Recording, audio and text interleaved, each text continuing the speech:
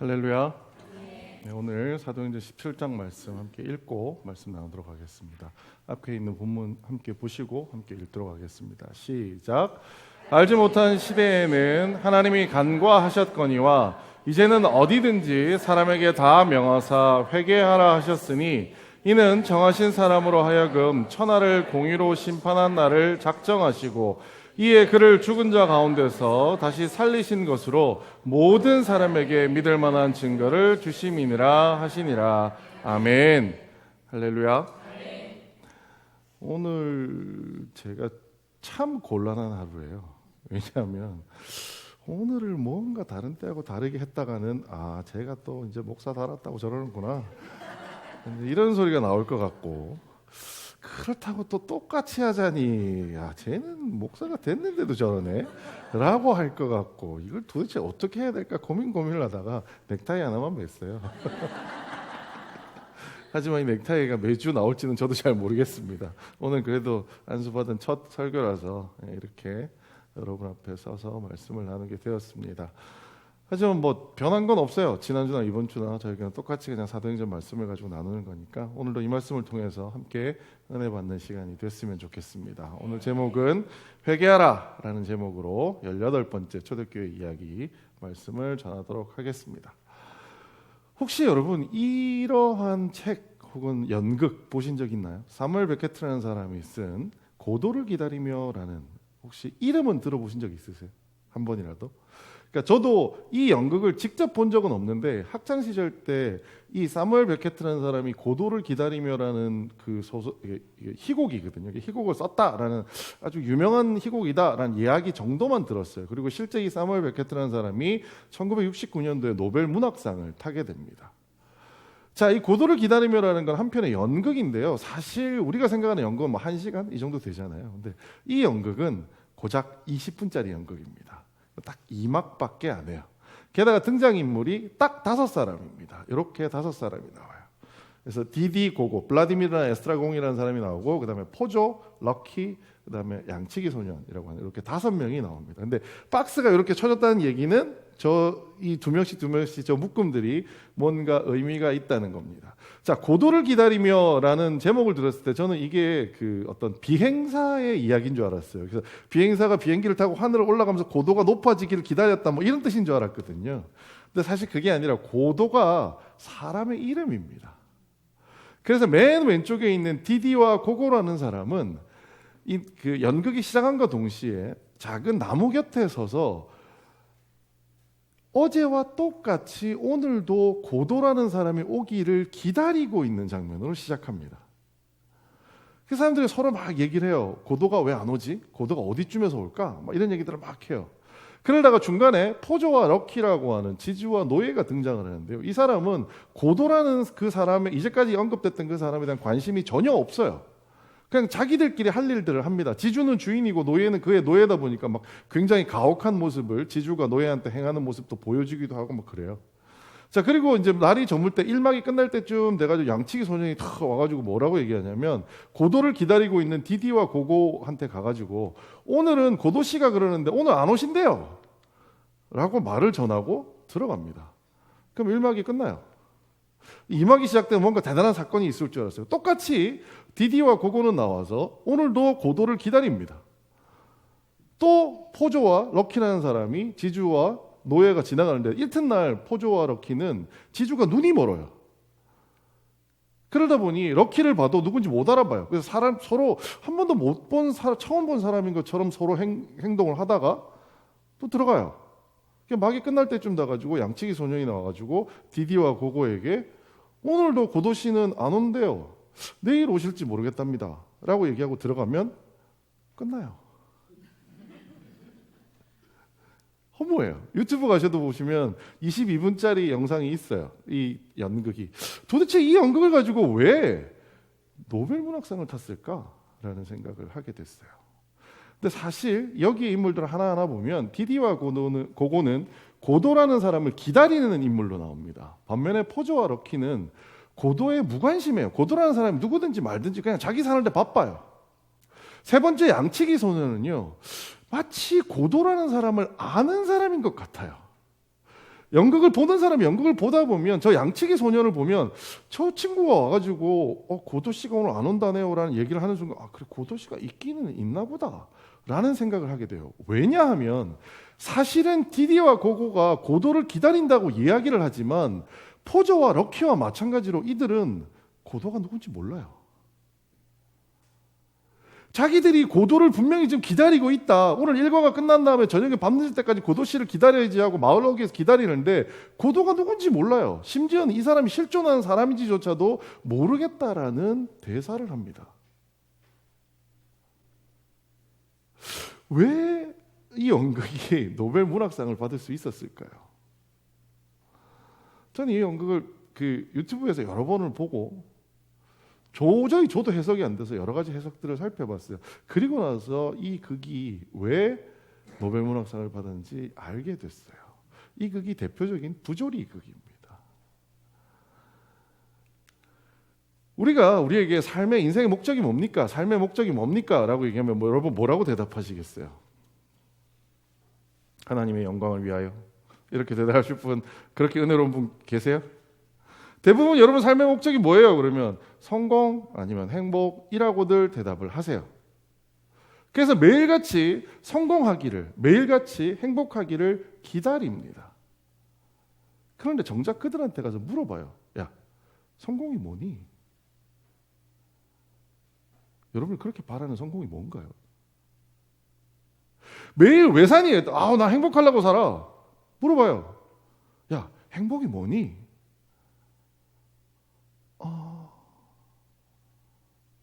그 질문을 듣는 순간 모두가 다 한마디씩 하는 게 야, 뒤통수를 한 대 맞은 것 같아.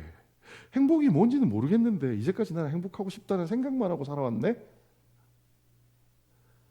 그게 이 연극 고도를 기다리며의 고도를 기다리는 인물들을 대표하는 겁니다.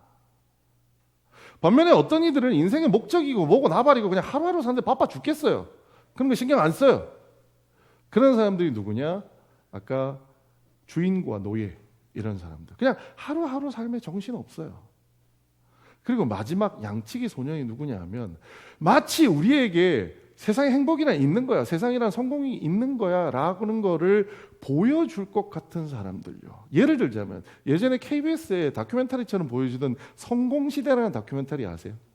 거기에 막 기업가들이 나와가지고 뭔가 막 고생을 해가지고 우리가 성공했어요 이런 다큐멘터리 나와요. 그러면 많은 사람들은 그 성공한 사람을 보면서 그렇게 생각을 해요. 야, 저런 게 성공이야. 근데 재밌는 게 뭔지 아세요?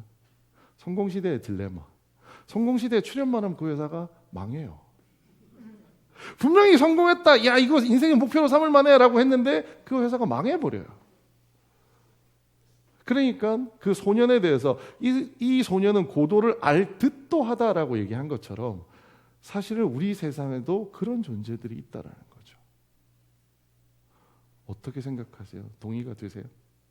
여러분 뭘 쫓고 사세요? 여러분이 찾고 있는 고도는 무엇인가요? 근데 그 고도가 누구인지 무엇인지는 알고 계신가요? 제가 목사 안수를 받으면서 제가 살아온 짧다면 짧을 수 있는 사람들을 한번 반추해 보면서 사실은 이 사무엘 베케트의 고도를 기다리며라고 하는 작품을 떠올린 이유는 사실 제 인생 안에 제 한 사람의 인생 속에 저 세 가지의 모습이 다 들어있었기 때문입니다. 저라는 존재에 대해서 얘기할 때 첫 번째 정의할 수 있는 저라는 존재는 뭐였냐면 예수님을 모른 채 그분을 기다리고 있는 저였어요. 열심히 교회는 나와요. 열심히 기도는 해요. 근데 지금 생각해 보면 그 시절에 저는 예수님이 누군지 몰랐어요. 예수님이 나에게 뭐를 원하는지 몰랐어요. 여러분에게 부끄럽습니다만 그 시절이 지나서 제가 사회생활을 시작하면서 저의 삶은 이렇게 바뀌었습니다. 내가 어차피 예수님을 모르는데 왜 내가 그 예수님에 대해서 관심을 가져야 돼? 나는 상관없어. 한동안 교회를 떠나서 살았어요. 예수님을 몰라서 무관심한 시절을 꽤 오랜 시간을 보냈습니다. 그리고 나서 시간이 한참 흘러서 이제는 여러분 앞에 와서 예수님은 이런 분이에요 라고 말을 하는 그런데 여러분이 실상 제 인생에 들어와서 제가 사는 모습을 보면 저 놈을 보면 예수님이 없는 것 같은데? 라는 생각을 할 것 같은, 예수님을 아는 듯한 저의 모습까지 저는 이제까지 살아온 것 같아요. 여러분은 지금 여러분의 신앙은 이 세 가지 중에 어떠한 위치에 있으세요? 평생 어떤 사람은 예수님을 모른 채 기다리기만 하다가 돌아가시는 분도 계시고요. 어떤 분들은 예수님을 몰라서 평생 예수님에 대해서 무관심하게 돌아가시는 분도 계세요. 반면 어떤 사람은 예수님을 마치 아는 듯 예수님이 뭘 하시는지 생각해서 그분 뜻에 따라 살겠다고 애쓰는 사람도 있습니다. 또 저처럼 인생 안에서 저 세 가지를 다 경험하는 사람도 있습니다. 어떤 것이 우리에게 필요한, 그나마 나은 예수님을 따르는 삶일까요? 오늘 사도행전 17장을 통해서 이 중에 어떤 것을 예수님께서 우리에게 원하시는지를 한번 살펴보려고 합니다. 사도행전 17장의 배경이 되는 부분은요, 여기 빌립보, 지난주에 우리가 빌립보에서 그 루디아라는 자수장사를 만나는 이야기를 했었죠. 빌립보에서 시작해서 암볼로니아, 데살로니가, 베레아, 그 다음에 아덴, 지금의 아테네까지 이르는 직선거리로 한 500km 정도 되는 거리를 여행하면서 전도했던 이야기들을 사도행전 17장에 담고 있습니다. 여기서는 특히 데살로니가, 베레아, 아덴이라고 하는 세 가지 지역에서 바울이 전도했던 이야기가 나오는데요. 저도 이제까지 사도행전 꽤 많이 읽었어요. 역사서 워낙 좋아하다 보니까. 근데 이제까지 단 한 번도 볼 수 없었던 이야기를 이번에 말씀을 준비하는 동안에 발견하게 돼서 오늘 여러분과 함께 나누어 보려고 합니다. 첫 번째, 데살로니가의 이야기예요. 그들이 암비볼리와 아볼로니아를 다녀가 데살로니가에 이르니 거기에 유대인의 회당이 있는지라 바울이 자기의 관례대로 그들에게 들어가서 세안식일에 성경을 가지고 강론하며, 자, 우리가 지난 시간에 얘기할 때 예수님께서 바울을 소아시아가 아닌 마케도니아 지방으로 보낸 이유가 뭐라고 했나요? 소아시아에 어떠한 문화에 젖어 있다 보니까 그 한계를 벗어나지 못해서 정말 이방의 사도로 제대로 키우기 위해서 그 문화의 한계를 벗어나라고 마케도니아로 보냈다고 했습니다. 그래서 보내자 만난 사람이 누구였냐? 자주장사 루디아였고, 그 루디아를 통해서 보여주신 게 뭐였냐면 세상의 한낱 이 여자 장사꾼도 그러한 문화를 극복하고 다른 두 가지 문화들 속에서도 잘 극복하고 사는데 왜 너는 그걸 못하겠니? 라고 하는 걸 보여주셨다라는 말씀을 드렸습니다. 자, 그런데 사람의 버릇이라는 게 쉽게 잘 안 바뀌어요. 그렇죠? 방금 빌립보에서 그러한 삶을 경험했음에도 불구하고 바울은 다시 데살로니가라는 곳에 와서 어디를 가나요? 다시 유대인의 회당을 갑니다. 유대인의 회당이 어떤 곳인가요? 유대 남자들 10명 이상이 있으면 세워지는 곳이에요. 유대 남자들한테 가서 다시 성경을 가지고 강론했다라고 얘기하죠. 저때 성경은 뭘까요? 마태복음? 마가복음? 구약 성경이죠. 저때는 마태, 마가, 누가 이런 성경이 없을 때였어요. 그러니까 구약 성경을 가지고 가르쳤다라는 이야기를 합니다. 유대인 회당에서 유대인에게 구약 성경으로 옛날에 하던 대로 그냥 가르친 거예요. 그래서 자기 관례대로 이런 표현이 있습니다. 근데 뭐라고 가르쳤냐 하면 뜻을 풀어 그리스도가 해를 받고 죽은 자 가운데서 다시 살아나야 할 것을 증언하고 이럴 때 내가 너희에게 전하는 이 예수가 곧 그리스도라 하니, 이렇게 얘기를 합니다. 여러분, 예수님은 누구세요? 베드로의 고백할 때 주는 누구야? 그리스도시요 살아계신 하나님의 아들이시네, 이런 얘기를 하잖아요. 우리는 이미 그리스도라는 단어, 여러분 네이버나 구글에 들어가서 그리스도라고 쳐보세요. 그럼 그 그리스도가 뭐냐? 예수님이라고 나와요. 그런데 이 당시의 사람들한테로 돌아가서 생각을 해보시자는 거예요. 자, 유대인들에게 그리스도라는 단어는 익숙한 단어가 아니에요. 유대인들에게 익숙한 그들의 단어는 뭐냐? 뭔지 혹시 아세요? 메시아예요. 메시아. 히브리어로. 구약 성경에서 지금 강론했다고 하잖아요. 구약 성경의 그 메시아가 그리스도인데 그 그리스도가 예수님이야, 이렇게 설명을 하는 거예요. 유대인에게 그리스도는 구약 성경의 메시아예요. 그러다 보니 유대인들에게 그리스도라는 단어는 이미 알고 있는 어떠한 존재를 부르는 이름이에요. 그 이름이 중요하지 않아요. 누군가를 부르는, 이 존재를 이미 알고 있기 때문에 그 존재를 부르는 이름이에요. 그런데 이곳에 있는 이방인들에게는 어땠을까요? 그리스도라는 그 단어는 기름 부음 받은 자라는 뜻이에요. 기름 부음 받은 자. 오늘 제가 누군가한테 쏟아가지고 기름을 쏟았어요. 그 사람도 그리스도예요. 왜? 기름 부음 받은 자니까요. 이방인들에게 그리스도라는 단어는 알고 있는 사람을 지칭하는 단어가 아니었어요. 누군지 모르는 사람을 얘기하는 거예요. 그러니 데살로니가에 있는 유대인들에게는 그리스도라는 단어가 자기들이 익히 알고 있는 구약의 메시아로 다 이해가 됐지만, 이방인들에게 이 그리스도라는 단어는 자기들이 이해할 수가 없는 단어였어요. 그러다 보니 어쩔 수 없이 유대인들이 이해하는 방식으로 그리스도를 이해하려고 했을 거라는 겁니다. 그게 뭐냐? 당시 유대인에게 그리스도가 누구였냐라는 거죠. 첫 번째, 메시아는 이스라엘 민족을 이방으로부터 구원할 사람이에요. 마치 애굽에서 이스라엘 구원했던 모세처럼 주변에 여러 가나안의 그 블레셋이나 이런 민족에서부터 이스라엘 백성들을 구원해서 이스라엘 왕국을 세웠던 다윗처럼, 그리고 이러한 사건이 직전에 마카비라는 사람이 한 명이 더 있었어요. 이 사람이 이스라엘을 그러니까 예루살렘을 해방시키는 일을 했던 아주 그 뛰어난 장군이었어요. 이런 사람들이 이스라엘 민족이 볼 때는 메시아였다라는 거죠.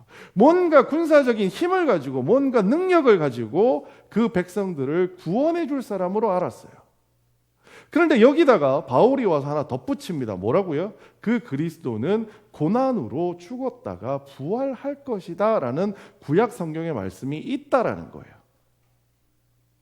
그리고 예수가 바로 그 구약에서 얘기되었던 그리스도다라고 유대인들한테 알려줬다라는 거죠.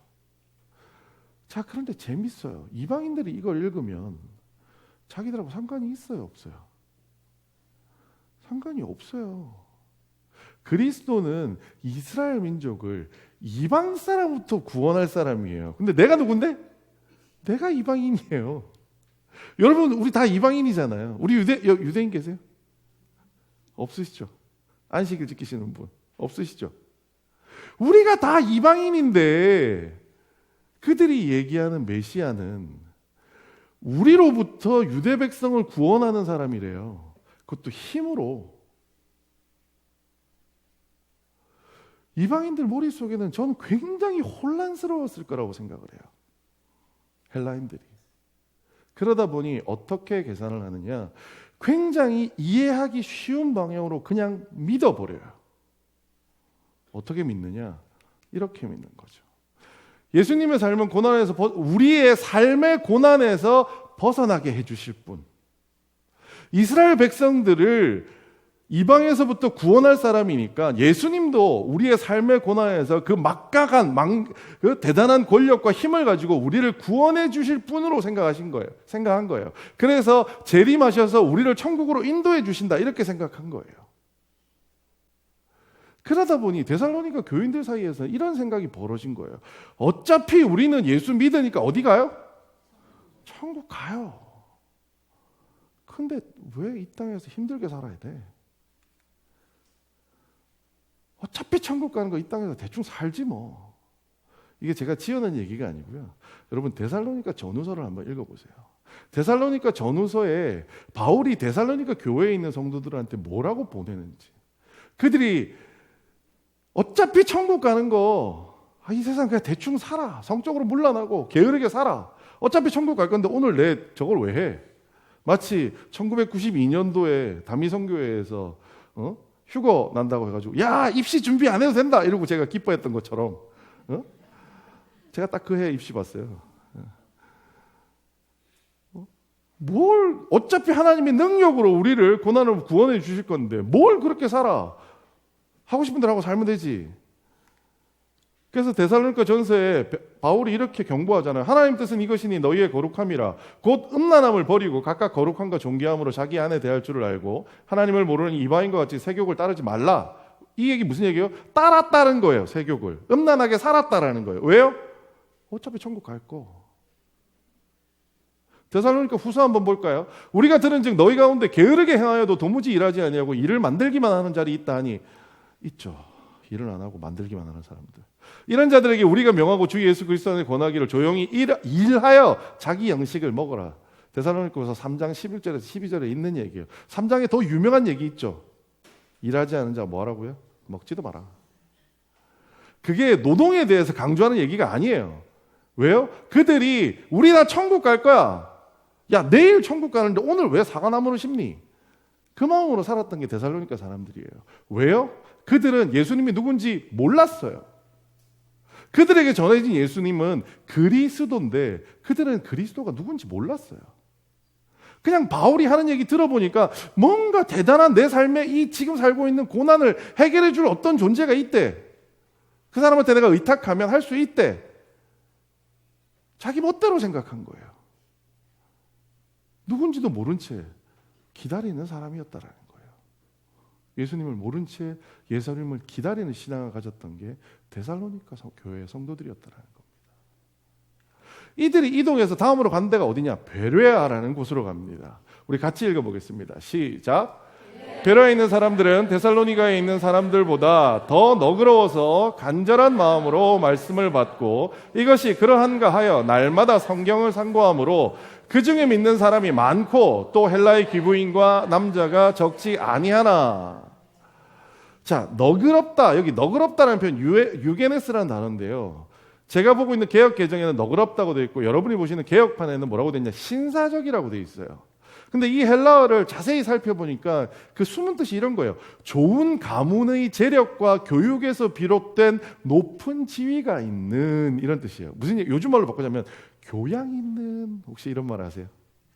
교양 있는, 뭔가 좀 배운 사람. 교양 있는 이라는 단어를 영어로 바꾸면 well educated예요. 잘 교육받은 뭐 이런 거예요. 이 사람들은 신분이 높기는 하지만 그냥 그 권력만 가지고 있는 이상한 사람들을 얘기하는 게 아니라 정말 오블리스 노블리주를 실천할 만한 귀족다운 귀족들을 얘기할 때 이 유게네스라는 단어를 쓴다는 것을 제가 확인했어요. 자, 데살로니가 있는 사람들과 베레아에 있는 사람들 큰 차이가 있어요. 데살로니가는 뭐 하는 도시냐? 항구 도시예요. 항구 도시는 뭐 하는 곳이에요? 상업. 그 다음에 배에서 물건 싣고 나르는 그 일꾼들이 많은 곳이에요. 상대적으로 교육이 잘 되었을까요? 데살로니가에? 데살로니가 요즘 말로 하면 막노동하는 일꾼들이 많았던 곳이고요. 베레아는 소위 말하는 귀족들이 많았던 곳이에요. 막노동하는 일꾼들이 많은 곳에 가가지고는 뭔가 전탈을 했더니 자기 편한 대로 그냥 생각한 거예요. 뭔가 고민하는 것보다는. 반면에 베레아는 곳은 뭔가 많이 배웠던 사람들이 있는 곳이에요. 거기 가서 말을 전했더니 간절한 마음으로 말씀을 받고 이것이 그러한가 하여 날마다 성경을 상고함으로. 저는 이 단어 자체를 논어에 있는 한 구절로 딱 얘기 드리고 싶은데 이게 뭐냐면 학이시습지예요. 공부, 성경을 상고했다라고 하죠. 그리고 또 하나가 뭐냐면 간절한 마음으로 말씀을 받았다라고 해요. 간절한 마음으로 말씀을 받는 거는 그때그때 일어나는 일들이에요. 반면에 성경은 어떤 거예요? 예로부터 지금까지 계속 있었던 경전이에요. 그래서 이게 무슨 얘기냐면 일시적인 체험이나 깨달음을 성경 속에서 비교하면서 확인하는 신앙을 가졌다라는 거예요. 단순히 뭔가 좋아가지고 와 은혜 받았다 난리 났다 이런 게 아니고요. 그들은 그러한 은혜를 받아도 성경 속에서 지금 내가 이 받은 은혜가 진짜 예수님의 말씀에 하나님의 말씀에 부합하는 일인가? 라고 하는 것을 차근차근 따져보면서 믿었다라는 거예요. 참 쉽지 않은 얘기인데요. 옛날 우리나라를 생각해보면 사실 베레아보다는 데살로니가에 가까웠어요. 왜요? 먹고 살기 바빠요. 그래서 그 시절에 우리의 신앙이라고 얘기하는 것은 제대로 된 이해보다는 체험에서 오는 신앙들이 많았어요. 하지만 그의 문제가 뭐였냐면 예수님을 몰랐다라는 거예요. 진짜 성경 속에서 예수님이 무슨 말씀을 하시는지는 모른 채 그날 주시는 은혜를 가지고 살았던 것이 과거 70년대, 80년대 한국의 신앙이 아니었나라고 감히 말씀드려요. 반면에 데살로니가에도 그런 데가 있어요. 데살로니가도 우리하고 똑같은 곳이었어요. 반면에 베레아라는 곳은 그것이 아니라 그러한 하루하루의 일시적인 체험이나 이런 부분들을 성경 말씀을 통해서 다시 한번 확인하고 상고하는 신앙을 가졌더라라는 이야기죠. 어떠한 것이 옳은가? 저는 모르겠어요. 하지만 더 중요한 거는 적어도 예수님이 누군지는 기초적인 건 알아야 되지 않을까라는 거죠. 그냥 예수님은 그리스도야 뻐꾸기처럼 입에서 나오는 말로 하는 것이 아니라 앵무새처럼 이야기하는 것이 아니라 정말 그 예수님이 누구시며 예수님이 우리에게 무엇을 원하시는지는 알아야 신앙생활을 하잖아요. 그런데 데살로니가처럼 유대인에게 전달된 그 말씀으로는 이방인인 우리가 그 말을 이해하기는 쉽지가 않다라는 겁니다. 한국교회에서 찬양할 때 수많은 찬양을 하면서 저는 속으로 한탄을 했어요. 뭐냐면 예수는 그리스도, 예수는 주라고 얘기하는데 그 말이 무슨 말인지 알고 부르나? 예수님은 기름이 쏟아지는 사람 뭐 이런 거예요. 그렇지 않나요? 우리는 그리스도가 누군지 몰라요. 우리는 여러분 평소에 누군가를 주라고 표현해 본 적이 있으세요? 지금 여러분 삶에 주가 있나요? 예수님 말고. 여러분 직장 현장에 주가 있나요? 우리는 주인이 없는 시대를 살아요. 우리가 예수님을 표현하는 그리스도니, 주니 하는 단어는 표현은 그렇게 할지 모르겠으나 실상 우리는 그 단어의 뜻이 뭔지 몸으로는 몰라요. 글자로 알 뿐이지. 자, 그래서 저는 이 다음에 나오는 아덴이라는 지역에서 바울이 전도하며 했던 설교가 우리에게 너무나 중요한 설교라고 생각합니다. 바울이 아덴이라는 곳으로 옮겨갑니다. 그들을 기다리다가 우상이 가득해요. 아덴이 어디냐면 지금의 아테네예요. 그러니까 아테네 하면 여러분 뭐 떠오르세요? 소크라테스, 플라톤, 온 세상의 고대 철학은 전부 다 저기서 나왔어요. 그러니까 똘똘하던 인간들은 다 저기 있어요. 그리고 그 똘똘한 인간들이 생각하는 게 뭐냐면 그냥 엄청난 우상들이에요. 생각이 많다 보니까. 자, 그런데 여기서 바울이 처음으로 어디에서 말씀을 전하느냐? 장터에서 날마다 만나는 사람들과 변론했대요. 물론 여기도 그 회당에서 유대인 경건한 사람들과 얘기하기도 했지만 또 하나가 뭐냐면 장터에서 날마다 만나는 사람들과 변론합니다. 예수님을 모르는 아덴 사람들한테 예수님을 말하기 시작한 거예요. 아덴 사람들은 구약도 몰라요. 그들은 철학만 있는 사람들이에요. 그러다 보니 이 아레오바고 설교라고 일컬어진 사도행전 17장의 바울의 설교는 굉장히 철학적으로 사실은 어려워요. 그래서 고대 플라톤 철학과 그 에피쿠로스 학파의 철학을 이해를 해야지 사실 이 설교가 다 이해가 돼요. 근데 오늘 그냥 간단하게 설명드릴게요. 그것까지 다 갈 수는 없으니까. 자, 사람들이 장터에서 바울이 무슨 얘기를 하는데 어디서 들어보지도 못한 신기한 이야기를 하는 거예요. 이상한 것을 우리 귀에 들려준다고 얘기하잖아요. 그래서 바울을 데리고 아레오바고라는 곳으로 바울을 데려갑니다. 아레오바고가 어떤 때는 재판장으로 쓰이기도 하고요. 어떤 때는 사람의 이야기를 듣기 위해 쓰는 강당 같은 곳이라고 생각하시면 돼요. 자, 이 아레오바고라는 곳에 바울이 가서 설교를 합니다. 자, 뭐라고 설교하냐? 설교 시작할 때 이렇게 해요. 바울이 아레오바고 가운데 서서 말하되 아덴 사람들은 너희를 보니 범사에 뭐가 많아요? 종교심이 많도다라고 얘기를 해요. 여러분, 종교심이 뭐예요? 종교심. 저희 광화문에 가면 종교교회라는 데도 있어요. 교회 이름이 종교교회예요. 여러분, 종교심이 뭘까요? 저보다 훨씬 오랫동안 성경을 읽으셨잖아요. 이 말 계속 보셨을 거 아니에요. 종교심이 뭔가요? 우상 숭배하는 것. 아유, 맞아요. 종교심은 자, 아덴 사람에게는 그들의 종교심으로부터 이야기를 출발하는데요. 이 종교심이라는 단어가 뭐냐면 귀신이나 마귀를 두려워하는 마음을 얘기해요. 이 종교심은. 저는 이 말이 굉장히 크게 위로가 됐어요. 왜요? 우리나라도 그렇거든요.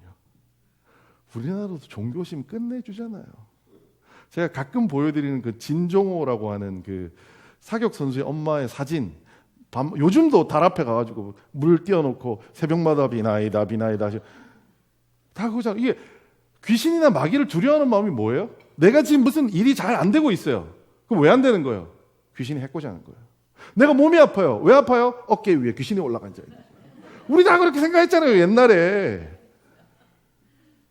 똑같아요. 아덴 사람도 종교심이 많고 우리나라 사람도 종교심이 많아요. 그러니까 우리는 이 말을 더 쉽게 이해할 수 있다라는 거예요.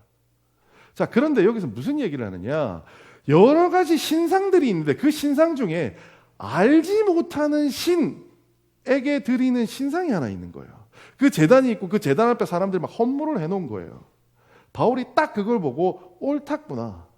내가 이걸 얘기하면 되겠다. 라고 해서 바울이 이 전체 설교의 맥락을 뭘로 잡았냐 하면 알지 못하는 신에게 너희들이 숭배하는데 그 알지 못하는 신이 누구냐? 그게 여호와 하나님이다라는 거예요. 그거를 지금부터 증명해 나가려고 해요.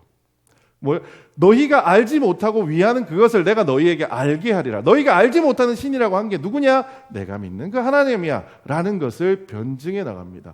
설교가요, 제가 이걸 따져보면서 읽었는데 기가 막혀요. 정말 바울이라는 사람이 교육 잘 받았다고 막 말만 들었지 이 정도로 교육 잘 받아서 글 잘 쓰고 말 잘하는 사람이라는 거를 이거 보면서 다시 한번 느낍니다. 자, 이렇게 얘기합니다. 우주와 그 가운데 있는 만물을 지으신 하나님께서는 천지의 주재신이, 자, 첫 번째 만물을 지으신 게 누구라고요? 하나님이에요. 천지의 주재, 천지의 뭐요? 주인이라는 거예요. 누가 지었으니까? 하나님이 지은 거예요. 하나님이 만든 거예요. 마치 저희 집 애가 레고 블록을 가지고 세상을 만들면 그거 누구 거예요? 저희 아들 거예요.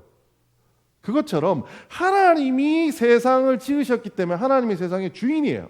자, 그 다음에 나오는 말이 기가 막힌 말이에요. 손으로 지은 전에 계시지 아니고 또 무엇이 부족한 것처럼 사람의 손으로 섬김을 받으시는 것이 아니다.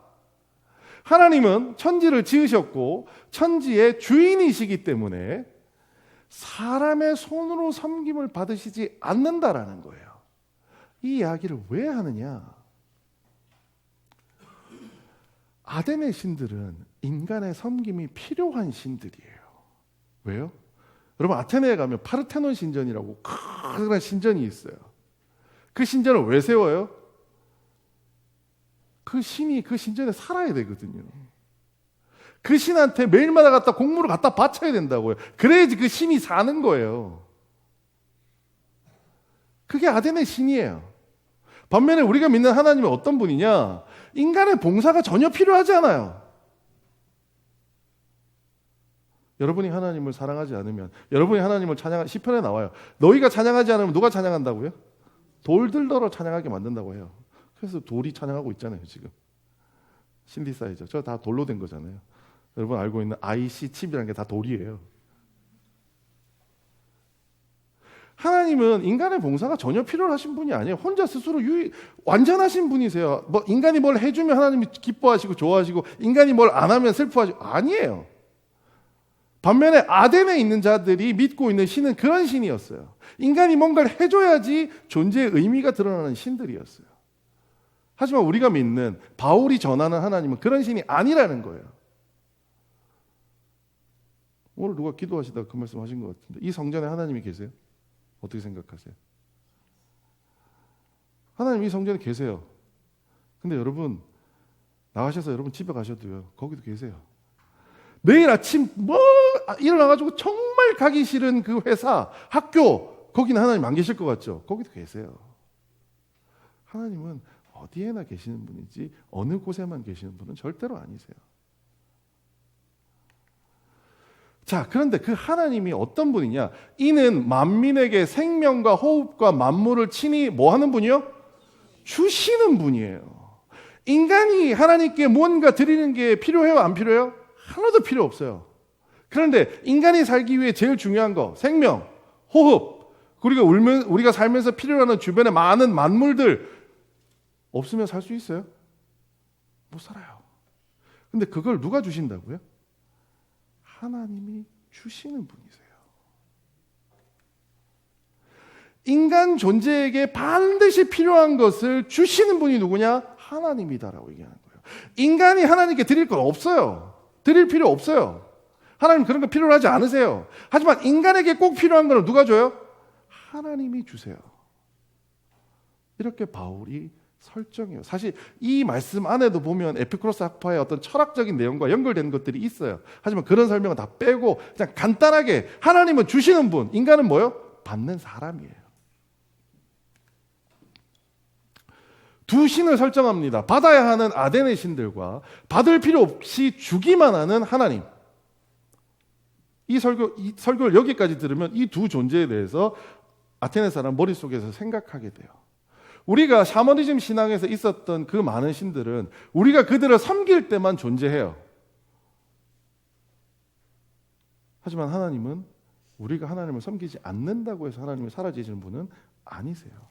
반면에 그 신들을 우리가 섬기지 않으면 마치 우리에게 뭔가를 안 줄 것 같지만 하나님은 우리가 섬기지 않더라도 뒤에서 또 말씀드리겠지만 주시는 분이세요. 자, 그 다음에 전 이 설명도 기가 막혀요. 인류의 모든 족속을 한 혈통으로 만드사 온 땅에 살게 하시고 그들의 연대를 정하시며 거주의 경계를 한정하셨어요. 무슨 얘기냐면 모든 족속을 한 혈통으로 만들었는데 그들을 흩어놓으셨다라는 거예요. 이 이야기를 왜 하고 있느냐?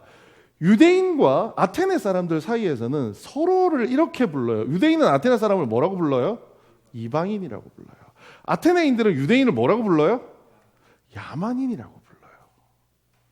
그러니까 서로가 서로를 인정을 안 해요. 그래서 그들이 가지고 있는 신은 나하고 절대 같을 수가 없는 거예요.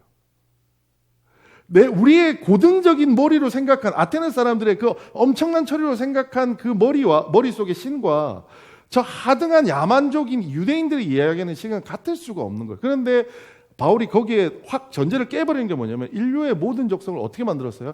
한 혈통으로 사실 만들어 놓은 거예요. 하나로. 흩어져 있지만 한 혈통으로 이어져 있다라는 거예요. 무슨 얘기예요?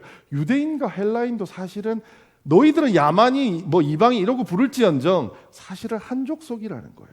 공유하고 생각하는 바가 비슷하다는 거예요. 사실은 서로 인정 안 할 뿐이지. 그리고 그 다음에 뭐라고 얘기하느냐? 이는 사람으로 혹 하나님을 더듬어 찾아 발견하게 하려 하심이로되 그는 우리 각 사람에게 멀리 계시지 않아요. 이 무슨 얘기예요? 이는 사람으로 각자의 자리에서 하나님을 스스로 발견하게 기회를 주셨다라는 거예요. 왜 발견할 수 있느냐? 하나님은 항상 어디에 계셔요? 멀리 계시지 않으니까요. 생명과 호흡과 만물을 주시는 가까이 계신 하나님이 우리 옆에 앉아 있다 보니 너희들 아무리 흩어놔도 결국 너희들 살다 보면 하나님이 계시다는 걸 알 수밖에 없어 라고 얘기하는 거예요. 그래서 너희들은 그 이름을 알지 못하는 그 신이라고 불렀던 그 존재가 누구냐 하면 유대인들, 너희들이 야만인이라고 부르는 유대인들의 여호와 하나님인 거야 라고 얘기하며 바울이 아주 똘똘한 자기의 학식을 한 번 더 자랑해요. 우리가 그를 힘입어 살며 기동하며 존재하느니라 너희 시인 중 어떤 사람들과 말과 같이 우리가 그의 소생이라 하니라는 이 두 가지 노란색으로 쳐진 이 두 얘기가 뭐냐면 유명한 아덴의 철학자들이 했던 말들이에요. 그 철학자들이 뭐라고 했냐면 인간은 신에게 전적으로 의존하는 존재다라는 말을 했어요. 우리가 그를 힘입어 살며 기동하며 존재한다. 그가 누구예요? 신. 아덴의 유명한 철학자들이 얘기하기를 뭐라고 얘기했냐면 우리는 신에게 전적으로 그 신 때문에 살며 신 때문에 행동하고 신 때문에 존재한다라는 거예요. 그리고 아라투스라는 사람은 우리가 그의 소생이다. 그로부터 나왔다라는 거예요. 이게 유출설에 대한 이야기인데 이건 철학은 다 빼고 하여튼 그가 없었다면 존재하지 않는 그런 존재를 상정하는 거였었어요. 그러다 보니 유대인들한테 이 설명을 딱 들었을 때 떠올리는 오로지 받기만 하는 존재에게 딱 어울리는 신은 받아야만 하는 헬라의 신이 아니라 받을 필요 없이 주시는 하나님만이 자기들의 그 식견이 있는 철학자들이 했던 얘기에 딱 들어맞는 신인 거예요.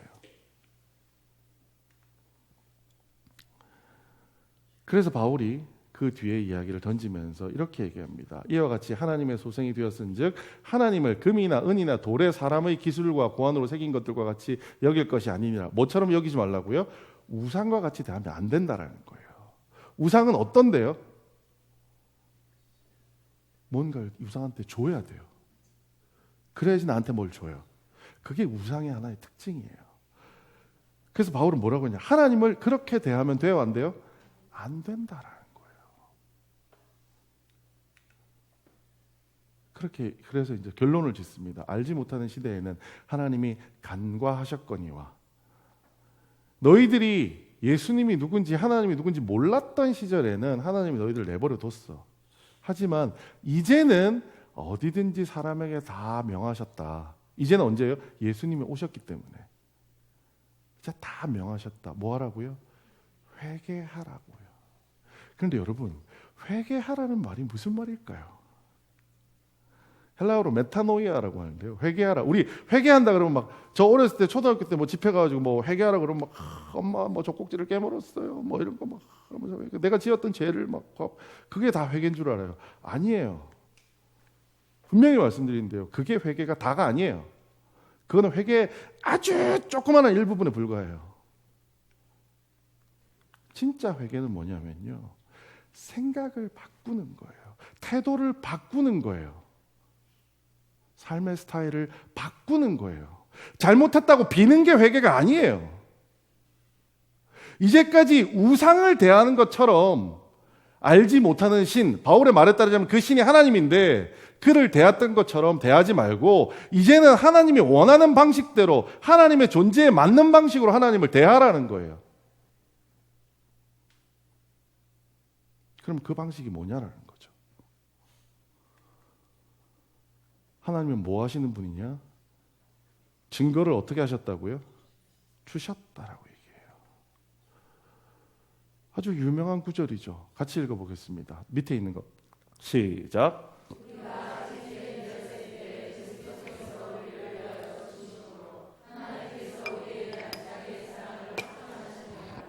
우리가 뭔가 하나님께 해드렸을 때 예수님이 오셨나요?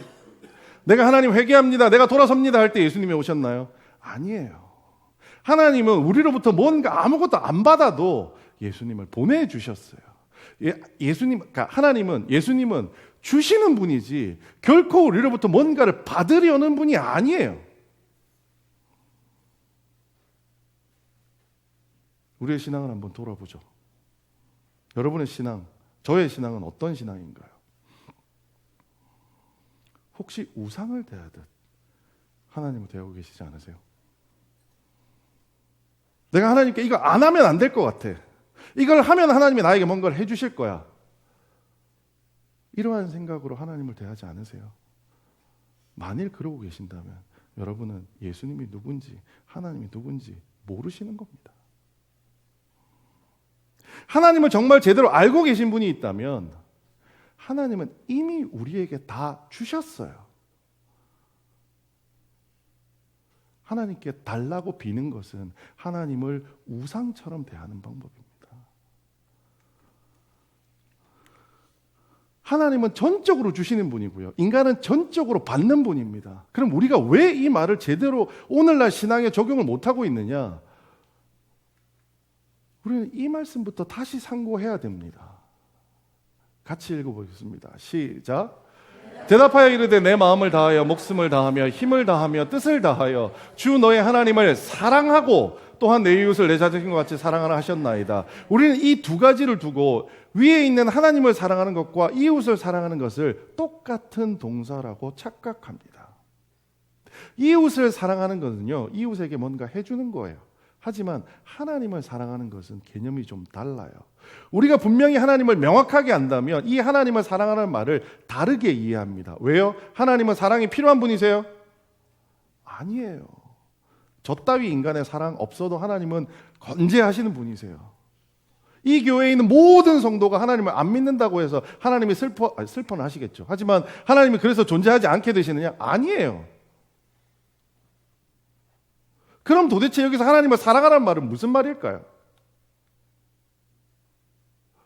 오늘은 시간이 없어서 다 말씀 못 드리는데 청년회에서 이 말씀에 대해서 한번 우리 수련회 때 말씀을 나눈 적이 있어요. 내 마음을 다하며 목숨을 다하며 힘을 다하며 뜻을 다하며라는 저 구절이 사실은 논어에 나오는 학이시습이라는 단어입니다. 무슨 얘기냐 하면 배우고 날마다 익히는 거예요.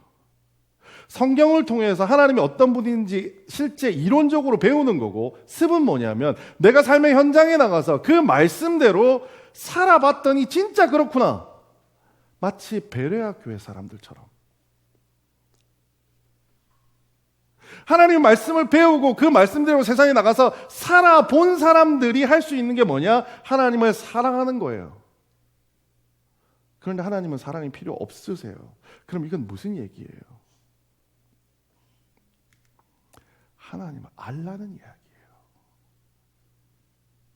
성경을 통해서 하나님이 어떤 분인지 알고 그 성경에 나와 있는 대로 우리가 삶에서 살아내면 그 삶의 현장에서 이게 진짜 하나님의 말씀이 맞는 거구나, 하나님이 우리를 인간을 만드신 이유가 이런 거구나 라고 하는 것을 삶의 현장에서 알게 됨으로써 하나님이 어떤 분인지를 더 잘 알게 된다라는 거예요. 하나님이 우리에게 먼저 주신 그것을 우리가 먼저 알게 되면 인간상, 인간의 도리상 어떻게 하고 싶어져요? 하나님께 뭔가를 드리고 싶어져요. 그렇지 않아요? 누군가가 나한테 선물로 1,000만 원을 줬어요. 그러면 그 사람한테 뭔가 주고 싶지 않아요? 하나님을 사랑하고의 저 말씀, 나가서 성경대로 배우고 나가서 그 성경의 말씀대로 살아보면 알게 되는, 하나님을 제대로 알게 되면 우리 안에 에너지가 생겨요. 어떤 에너지요? 사랑하고 싶은 에너지요.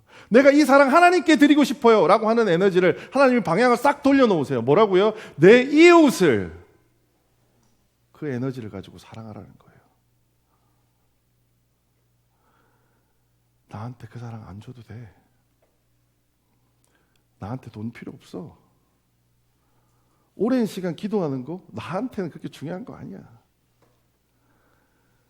너희가 내 말씀대로 살았다면 내가 어떤 존재인지 알겠지. 내가 너희들을 얼마나 사랑했는지 너희들이 알겠지. 그럼 나한테 갚고 싶을 거 아니야. 그 마음을 나한테 주지 말고 네 이웃한테 가서 해줘. 그게 이 말씀을 하나님이 우리에게 주셨던 이유라는 겁니다. 우리는 이 말씀을 우리 멋대로 해석해서 뭐라고 해석했나요? 하나님을 사랑하는 게 뭐라고요? 많이 예배 많이 나오고요, 기도 많이 하고요, 교회 생활 열심히 하고요. 하나님을 사랑하는 건 결코 그런 것들로 한정 지을 수가 없어요. 하나님을 사랑하는 것은 교회 안에서 끝나는 일들이다? 아니에요. 하나님을 사랑하는 것은 성경 속에 있는 그 말씀을 가지고 세상에 나가서 삶으로써 우리가 알게 되는, 이미 하나님이 우리에게 주셨던 것들을 누리고 느끼는 거에 하나님을 사랑하는 거예요.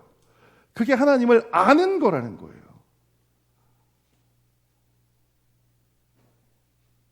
우리는 끝없이 하나님을 알기보다는 하나님이 나를 알아주라고 혹시 기도하고 계시지 않으세요? 마치 우상에게 하는 것처럼. 그렇다면 우리의 신앙은 교정될 필요가 있습니다. 예수님을 모른 채 기다리는 데살로니가 교인들, 예수님을 몰라도 무관심한 아덴 사람들, 예수님을 알고자 힘쓰는 베레아의 교인들, 여러분은 어떤 그리스도인이신가요? 제발 2번은 아니기를 바랍니다. 여러분 삶에 2번이 한 번으로 겪어지지 않기를 저는 바랍니다. 하지만 1번에 살고 계신다 한다면 저는 3번의 그리스도인이 되었으면 좋겠습니다. 베레아 교인들처럼 예수님이 누군지, 하나님이 누군지를 적어도 알고 누군가가 우리를 보면 하나님 한 분이 계시긴 한가 봐. 마치 고도를 기다리던 디디와 고고라는 사람이 양치기 소년을 보면서 고도가 있기는 한가 보네 라고 생각하는 것처럼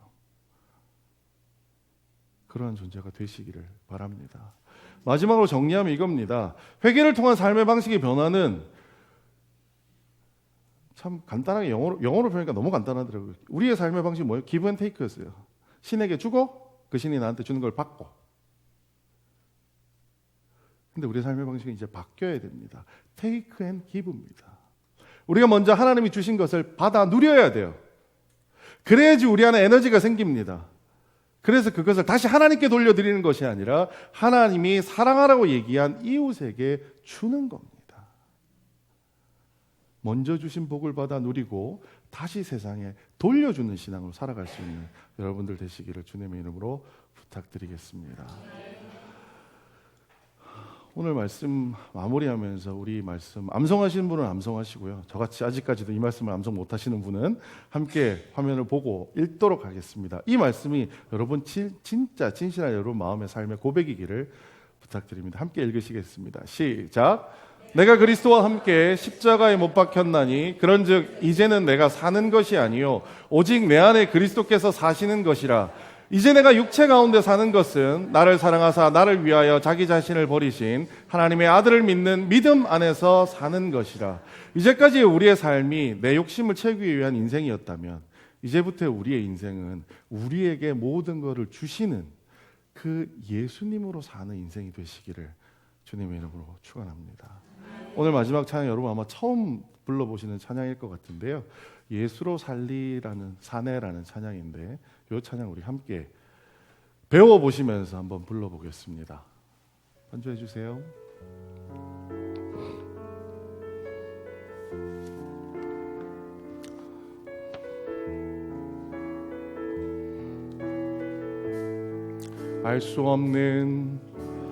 알 수 없는 보이지 않는 끝도 없는 막막함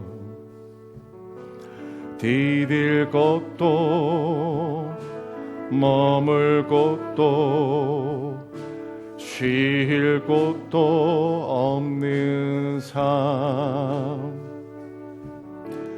이 어둠 속 암흑 한가운데를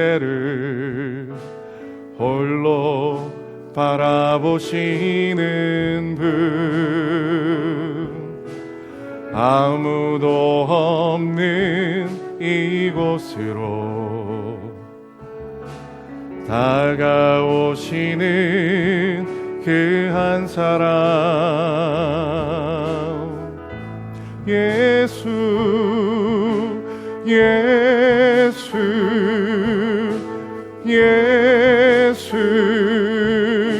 살리시는 분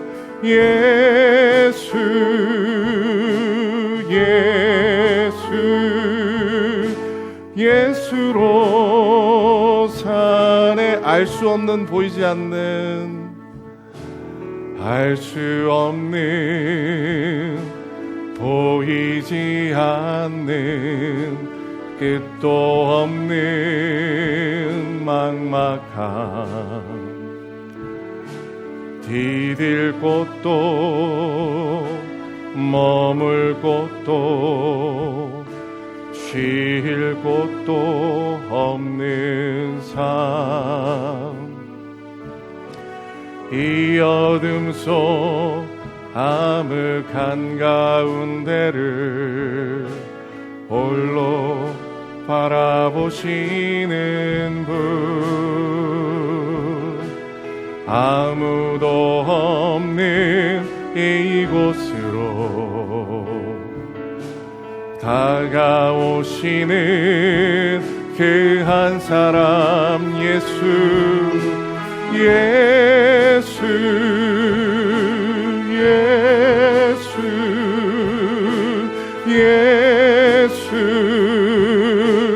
살리시는 분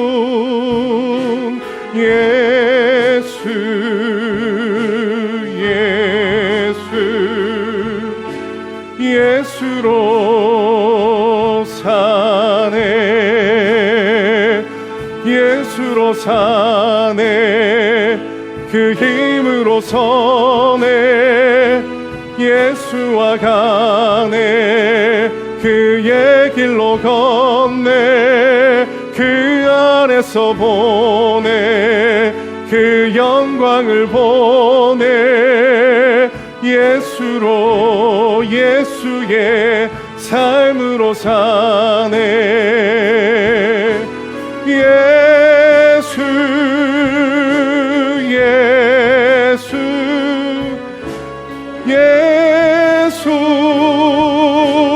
살리시는 분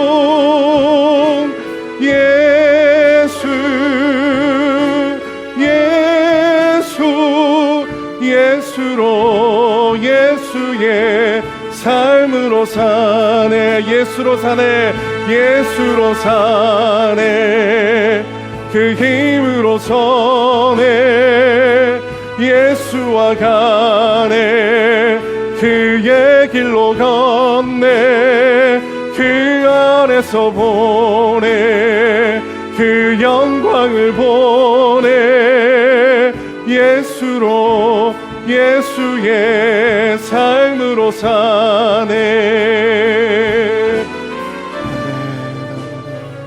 우리 이 시간 함께 기도했으면 좋겠습니다. 하나님, 이제까지 우리가 가졌던 신앙은 어떤 신앙인가요? 하나님, 내가 예수를 정말 알면서, 하나님을 정말 알면서 하나님을 기다리고 있었나요? 아니면 하나님을 모른 채 그냥 예수라는 이름과 그리스도라는 그 명칭만 매달려서 나의 필요와 나의 욕심에 예수님을 이용하고 있지는 않았나요? 예수님, 오늘 말씀을 통하여 예수님이 어떤 분인지 다시 한번 알려주시니 너무 감사합니다. 내가 이제 예수님을 진짜 제대로 알고 그 예수님 따르는 삶을 살겠다고 우리 한 목소리를 함께 기도하시겠습니다. 살아계신 아버지 하나님, 은혜를 감사합니다. 주님 인도하여 주시옵소서. 아버지 하나님 붙잡아 주시길 원합니다. 함께하여 주시옵소서. 살아계신 아버지 하나님, 은혜를 감사합니다. 하나님, 이제까지 우리가 너무나 수고하며 너무나 힘들게 살아왔습니다. 하나님, 그 살아오는 순간에 우리는 예수님을 오랫동안 기다리며 갈망하며 살아왔습니다. 하지만 오늘 우리가 한번 스스로를 돌아보며 바울의 아레오바고 설교를 통하여 우리를 한번 돌아보기 원합니다. 하나님, 우리는 어떠한 신앙을 가진 자들이었습니까? 하나님, 행여나 내가 가졌던 신앙이 예수님을 알지도 못한 채 내 마음대로 해석해서 마치 예수님께 기브앤테이크를 하고 있었던 신앙이었다면 하나님, 이 시간 우리의 신앙을 회개하기 원합니다. 하나님, 우리에게 다른 죄를 내려놓기에 앞서서 우리가 하나님을 대하는 태도를 회개하기 원합니다. 하나님, 우리가 이제 더 이상 기브앤테이크하는 신앙이 아니라 하나님으로부터 먼저 받아서 그것을 가지고 세상에 다시 돌려줄 수 있는 그러한 신앙을 갖는 초대교회 성도들 될 수 있도록 주님 함께하여 주시고 인도하여 주시옵소서.